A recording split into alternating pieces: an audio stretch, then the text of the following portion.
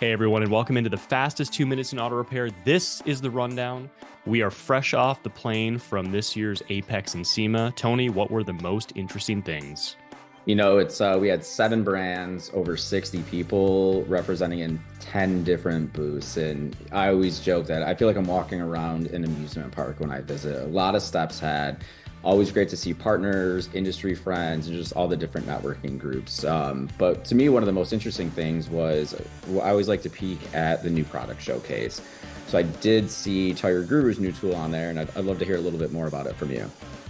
Yeah, we need to figure out a way to get more visibility on the software products in that new product showcase. A lot of hardware, a lot of tools, cool stuff nonetheless. But yeah, TPO, Tire Price Optimizer.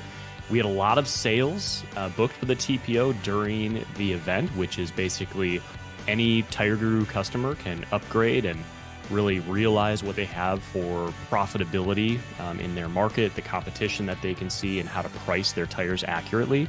Integrates directly with Tire Guru. So it was a really good kickoff for us, especially for the event. And we had a lot of really good questions straight from the showcase.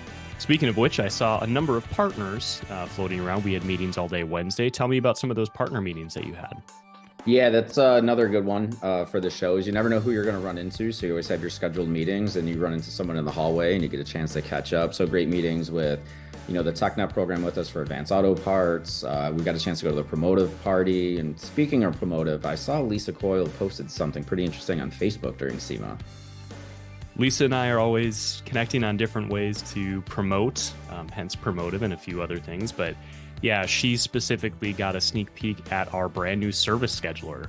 This is going to be integrated to both ShopWare and ShopBoss, something we gave a sneak peek at, and hopefully we get a lot of interest over the next several months. So more to come on that. Thanks everybody for joining in this instance of the rundown, and we will see you next time.